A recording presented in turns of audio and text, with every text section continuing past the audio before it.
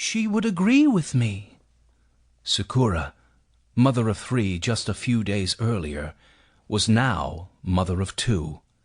Her 15-year-old son, Richard, had been caught and hung by a horde scouting party when he'd straggled behind his tribe as it made its way to the gathering. Then she's the fool, not me. You think our non-violent ways are just a haphazard strategy to gain us the upper hand? Shalise demanded. You think returning death with more death will bring us peace? Nearly everyone in the valley was once Horde, including me, in case I need to remind you. Now you want to hunt their families because they haven't converted to our ways? And you would let them slaughter us instead. How many of us do they need to kill before you shed this absurd love you have for our enemy?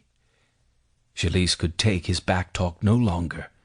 It took all of her strength to resist the temptation to slap his face, here and now. But it occurred to her that using violence at precisely this moment would strengthen his point. And knowing Samuel, he would only grin. She knew how to fight. They all did as a matter of tradition. But next to Samuel she was the butterfly, and he the eagle. Shalise settled. For the sake of Jake, her youngest, they must follow the ways of Elyon. For the sake of her father, Kurong, commander of the Horde, and her mother. For the sake of the world, they had to cling to what they knew, not what their emotions demanded from them. To take up arms now would make an unforgivable mockery of all the circle stood for. She faced Samuel and saw that his sleeve was hitched up under his left arm guard. She pulled it down and brushed it flat. "It's hard, I know," she said, casting a glance back at the 3 mounted guards who waited behind them. Samuel's band numbered a couple dozen, all sharing his hatred. Honorable men who were tired of seeing loved ones die at the hands of the Horde. "He's larger than life, we all know that. Just because you're his son doesn't mean you have to blaze his trail." She'd meant to console him, but he stiffened, and she knew her words had done the opposite. "Not that you feel like you have to measure up to Thomas, but—" "This has nothing to do with Thomas," he snapped, pulling away. "Nobody could possibly measure up to a man with his past.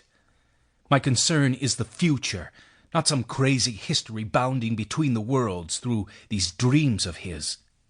Odd that he would refer to the time when Thomas claimed to have traveled back in time through dreams. Thomas so rarely referred to it himself those days. "Forget his dreams. My husband is the leader of the circle. He carries the burden of keeping 12,000 hearts in line with the truth, and you, his son, would undermine that?" Samuel's jaw knotted. "The truth, mother?" He bit off. He shoved a hand south in the direction of Kurongi Forest, once controlled by Thomas and the Forest Guard, now inhabited by her father, leader of the Horde, Kurong. "The truth is, your precious Horde hates us and butchers us wherever they find us." "What do you suggest?" she cried. "Run off now, on the eve of our greatest celebration, in search of a few scabs who are likely back in the city by now?" Samuel lowered his hand and looked back at his men, then to the south again. "We have him now." "You have who now?" "The scab who killed Sakura's son. We have him captive in a canyon." Shalise didn't know what to say to this. They had taken a scab captive? Who'd ever heard of such a thing? "We're going to give him a trial in the desert," Samuel said. "For what purpose?" "For justice." "You cannot kill him, Samuel. The gathering would come undone. I don't have to tell you what that would do to your father."